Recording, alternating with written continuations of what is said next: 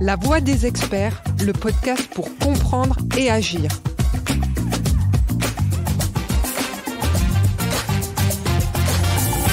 Bonjour et bienvenue dans notre nouvel épisode de notre podcast La Voix des experts, dédié à la durabilité et à la conformité réglementaire. Aujourd'hui, nous allons parler d'un sujet essentiel pour la réhabilitation des friches industrielles, la reconquête écologique et l'adaptation au changement climatique, c'est-à-dire la renaturation ou restauration des sols. Comment redonner vie à des sols dégradés, pollués, voire stériles? Comment restaurer leur fonction écologique, leur fertilité et leur capacité à rendre des services écosystémiques? Je suis Bénédicte Tiblier et je suis ravie d'accueillir notre expert du sujet, Nicolas Forage, directeur de la business line Sites et Sols Pollués chez Socotec. Bonjour Nicolas.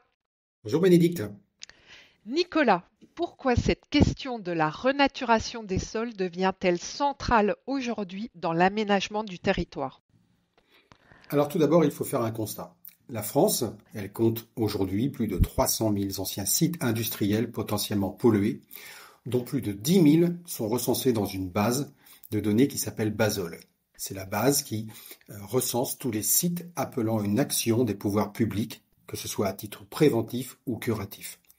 À cela s'ajoute bien évidemment l'objectif ZAN, zéro artificialisation nette, fixé à 2050, avec une étape importante dès 2030, donc très proche de nous. Tout ceci pousse effectivement à recycler les friches plutôt que d'artificialiser des sols naturels. Mais réhabiliter une friche, ce n'est pas juste et simplement reconstruire dessus. Il faut bien souvent gérer des pollutions résiduelles qui sont liées à l'activité passée du site, mais également renaturer les sols et leur redonner leur fonction environnementale initiale, telles que le stockage du carbone, la filtration de l'eau, et bien évidemment leur donner leur capacité d'être un véritable réservoir de biodiversité. Quels sont justement les critères à prendre en compte pour déterminer la bonne stratégie de renaturation? Alors ces critères, ils sont nombreux et ils sont très importants. Tout d'abord, il s'agit de pouvoir faire un diagnostic approfondi du site qui soit le plus complet possible. L'historique du site est important. Qu'est-ce qui s'est passé sur ce site? Qu'avons-nous fait durant les périodes d'activité, qu'elles soient industrielles ou autres? On va y faire généralement aussi des études de pollution. Y a-t-il des polluants résiduels sur ce site potentiellement? Mais on va aussi caractériser les sols. Comment sont-ils? Dans quel état sont-ils? Qu'ont-ils vécu ces sols? Et un autre point important également est d'avoir les contraintes du projet. Quel est le projet que l'on envisage de réaliser sur ce site? Ensuite, on va étudier tout cela et on va croiser les objectifs de reconversion. Qu'est-ce que je veux y faire? Du logement, du parc urbain, de l'agriculture.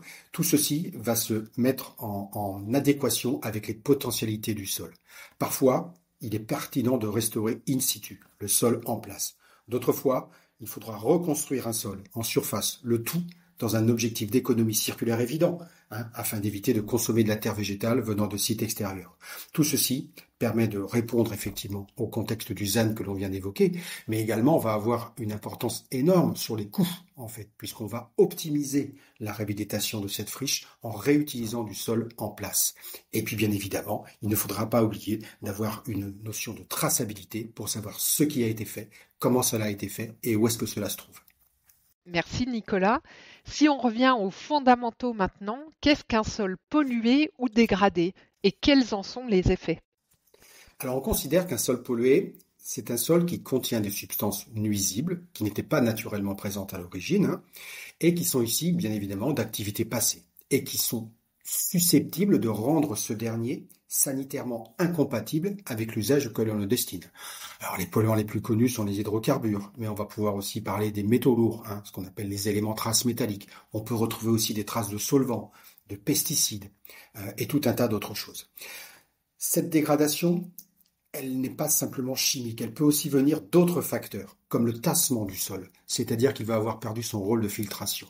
Un sol qui a été isolé, tassé sous un bâtiment pendant des décennies, voire des centaines d'années, ou sous une dalle béton très lourde, va avoir perdu ses capacités. Mais il y a également des notions d'érosion, d'artificialisation, de baisse de la biodiversité. Un sol que l'on a isolé de l'air de la faune et de la flore va avoir effectivement perdu une grande partie de ses capacités de réservoir de biodiversité. Le problème, c'est alors que, comme je vous dis, ces sols, ils perdent leur capacité à fournir des biens et des services pour leurs bénéficiaires. Ils ne peuvent plus filtrer l'eau, par exemple, ils ne peuvent plus stocker le carbone ou abriter la vie.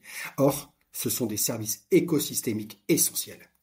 Et donc concrètement, Nicolas, comment renature-t-on ou restaure-t-on un sol? Quelles sont les approches possibles? Alors il existe une multitude de stratégies possibles. Tout ceci dépend principalement de l'usage auquel on destine le sol et de son niveau actuel de dégradation. On peut travailler un sol in situ, c'est-à-dire qu'on retravaille le sol en place avec des amendements organiques, du génie végétal ou du génie microbiologique. Mais on peut aussi le retravailler on-site. On le décape, on le trie, on en prend le meilleur, on le retraite, on le reconstitue en fait, avec des horizons pédologiques adaptés au site. On va recréer ce qu'on appelle généralement un technosol. On construit des sols sur mesure, par exemple pour un toit végétal ou un usage paysager. On peut généralement agir sur 3 niveaux pour restaurer la fertilité d'un sol. Le niveau physique, on va jouer sur sa structure et sa porosité.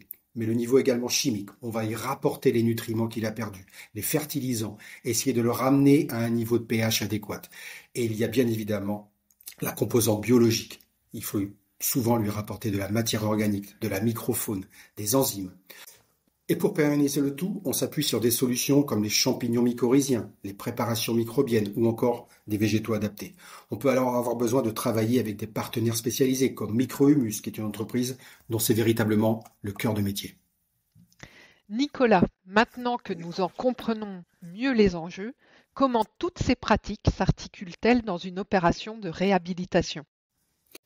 La dépollution, elle vise à éliminer ou en dernier recours à confiner les polluants, souvent par des procédés chimiques, physiques, voire biologiques, sur des échelles de temps qui sont relativement courtes.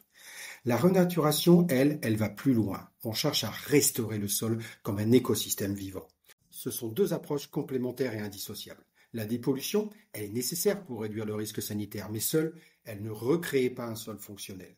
La renaturation, en revanche, elle s'intéresse à la résilience à long terme, à la reconstitution d'un sol fertile et vivant, capable de fournir à nouveau des services écosystémiques efficients. Pour conclure, Nicolas, quel accompagnement Socotec propose aux porteurs de projets? Chez Socotec, on propose un accompagnement global, de l'étude historique à la gestion des travaux, en passant par le plan de gestion bien évidemment, et les stratégies de renaturation. Tout ceci bien souvent avec nos partenaires qui ont une forte expertise sur le phytomanagement et les technosols, ainsi que la revalorisation écologique des friches.